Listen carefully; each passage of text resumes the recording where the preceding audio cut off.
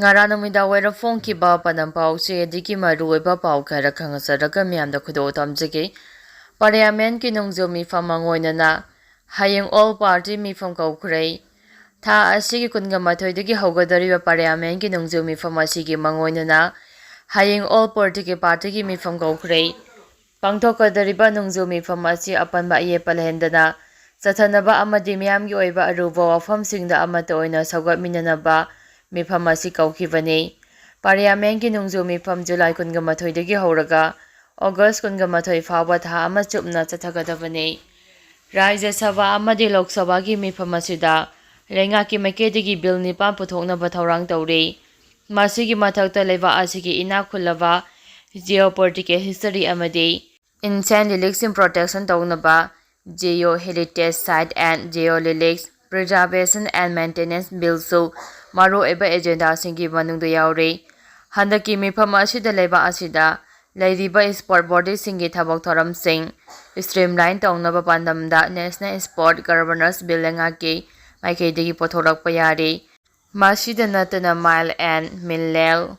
development and regulation amendment bill national anti-doping amendment bill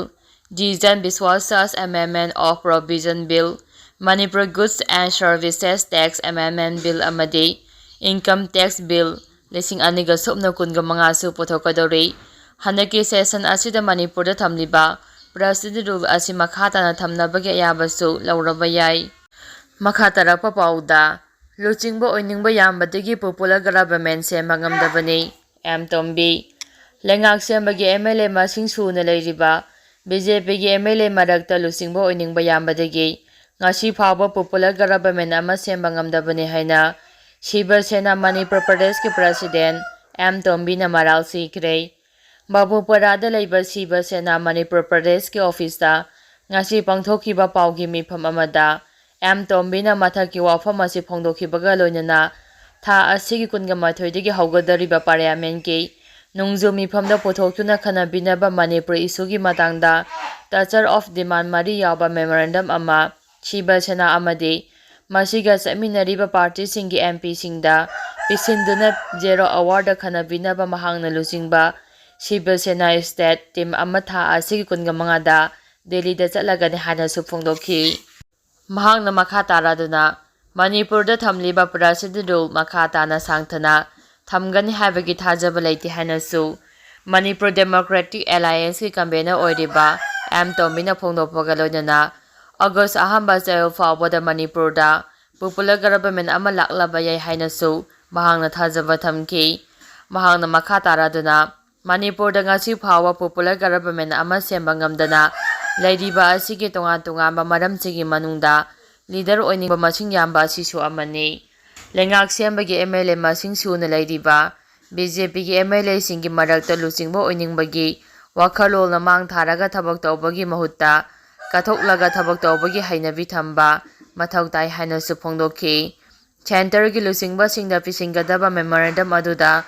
Manipur da athuba matamda miyam ge lenga amale hello relief camp da lairiba IDP sing masagi mayumda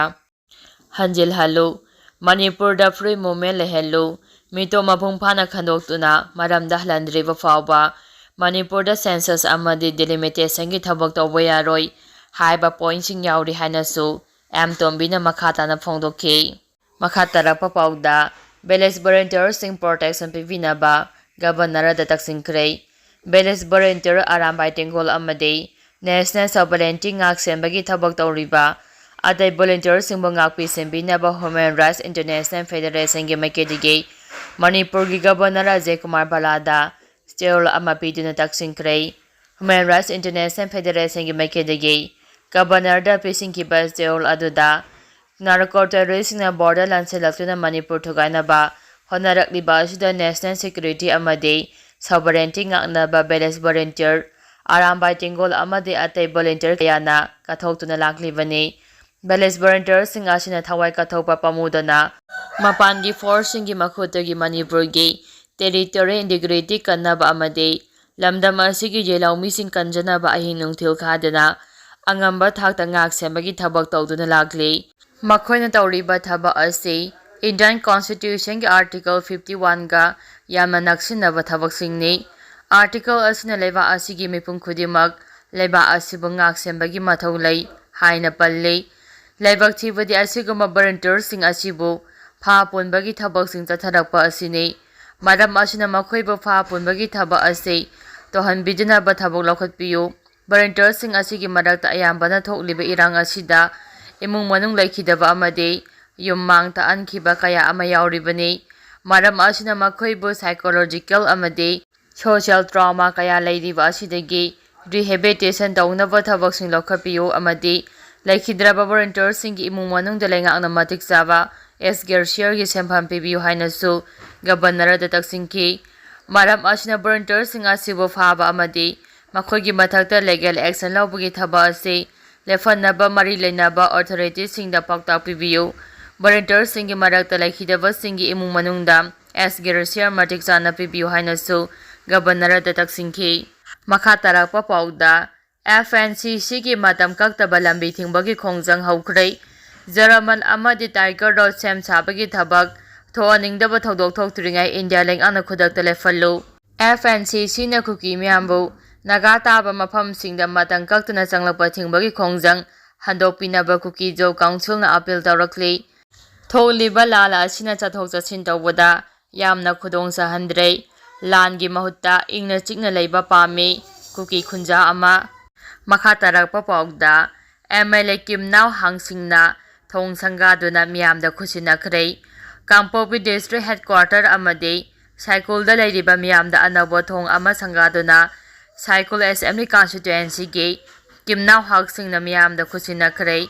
ꯁꯪꯒꯥꯕꯒꯤ ꯊꯧꯔꯝ ꯑꯗꯨꯗ MLA Kimneoꯅ ꯍꯥꯏ ꯅꯧꯅ ꯁꯪꯒꯥꯗꯨꯅ ꯃꯤꯌꯥꯝꯗ ꯈꯨꯠꯁꯤꯟꯅꯔꯤꯕ ꯊꯣꯡ ꯑꯁꯤ ꯁꯥꯏꯀꯨꯜ ꯃꯤꯌꯥꯝꯒꯤꯗꯃꯛꯇꯗꯤ ꯌꯥꯝꯅ ꯃꯔꯨꯑꯣꯏꯕ ꯊꯣꯡ ꯑꯃꯅꯤ꯫ ꯊꯣꯡ ꯑꯁꯤꯅ ꯁꯥꯏꯀꯨꯜ ꯑꯃꯗꯤ ꯀꯥꯡꯄꯣꯛꯄꯤ ꯗꯤꯁꯇ꯭ꯔꯤꯛ ꯍꯦꯗꯀ꯭ꯋꯥꯔꯇꯔꯒꯤ ꯃꯔꯛꯇ ꯁꯝꯅꯍꯟꯗꯨꯅ ꯃꯤꯌꯥꯝꯗ ꯈꯨꯗꯣꯡꯆꯥꯕ ꯀꯌꯥ ꯄꯤꯕ ꯉꯝꯂꯒꯅꯤ꯫ ꯍꯥꯏꯔꯤꯕ ꯊꯣꯡ ꯑꯁꯤ ꯁꯥꯕꯗ ꯃꯇꯦꯡ ꯄꯥꯡꯕꯤꯔꯛꯈꯤꯕ ꯈꯨꯗꯤꯡꯃꯛꯄꯨꯁꯨ ꯃꯍꯥꯛꯅ ꯊꯥꯒꯠꯄ ꯐꯣꯡꯗꯣꯛꯈꯤ꯫ ꯃꯈꯥ ꯇꯥꯔꯛꯄ ꯄꯥꯎꯗ MLA ꯑꯅꯤꯅ ꯐꯨꯈꯤ ꯍꯥꯏꯗꯨꯅ ꯃꯅꯤꯄꯨꯔ ꯇ꯭ꯔꯤꯄꯨꯔꯥ ꯀꯦꯗꯔꯗꯒꯤ ꯇ꯭ꯔꯥꯟꯁꯐꯔ ꯇꯧꯕꯤꯌꯨ ꯍꯥꯏꯖꯔꯛꯈꯤꯕ IAS ꯑꯣꯐꯤꯁꯥꯔ ꯑꯃꯒꯤ ꯋꯥꯀꯠ ꯍꯥꯏ ꯀꯣꯔꯠꯅ ꯗꯤꯁꯃꯤꯁ ꯇꯧꯈ꯭ꯔꯦ꯫ ꯀꯨꯝꯖꯥ 2013ꯇ ꯃꯅꯤꯄꯨꯔꯒꯤ MLA ꯑꯅꯤꯅ ꯐꯨꯈꯤ ꯍꯥꯏꯔꯗꯨꯅ ꯃꯅꯤꯄꯨꯔ ꯑꯃꯁꯨꯡ ꯇ꯭ꯔꯤꯄꯨꯔꯥ ꯀꯦꯗꯔꯗꯒꯤ ꯇ꯭ꯔꯥꯟꯁꯐꯔ ꯇꯧꯕꯤꯌꯨ ꯍꯥꯏꯅ ꯃꯙ꯭ꯌ ꯄ꯭ꯔꯗꯦꯁ ꯍꯥꯏ ꯀꯣꯔꯠꯇ ꯋꯥꯀꯠꯂꯛꯈꯤꯕ IAS ꯑꯣꯐꯤꯁꯥꯔ ML ꯃꯤꯅꯥꯒꯤ ꯋꯥꯀꯠ ꯍꯥꯏ ꯀꯣꯔꯠ ꯑꯁꯤꯅ ꯗꯤꯁꯃꯤꯁ ꯇꯧꯈ꯭ꯔꯦ꯫ ꯀꯦꯗꯔ ꯑꯁꯤꯒꯤ ꯀꯨꯝꯖꯥ 2001 ꯕꯦꯆꯀꯤ ꯑꯣꯐꯤꯁꯥꯔ ꯑꯁꯤꯅ ꯀꯣꯔꯠ ꯑꯁꯤꯗ ꯀꯔꯤꯒꯨꯝꯕ ꯃꯍꯥꯛꯅ ꯃꯅꯤꯄꯨꯔ ꯇ꯭ꯔꯤꯄꯨꯔꯥ ꯀꯦꯗꯔꯗ ꯑꯗꯨꯝ ꯂꯩꯗꯨꯅ ꯃꯅꯤꯄꯨꯔꯗ ꯑꯃꯨꯛ ꯍꯜꯂꯒ ꯃꯊꯧ ꯄꯥꯡꯊꯣꯛꯂꯕꯗꯤ ꯃꯍꯥꯛꯀꯤ ꯄꯨꯟꯁꯤꯗ ꯈꯨꯗꯣꯡꯊꯤꯕꯁꯤꯡ ꯃꯥꯌꯣꯛꯅꯔꯒꯅꯤ ꯍꯥꯏꯈꯤ꯫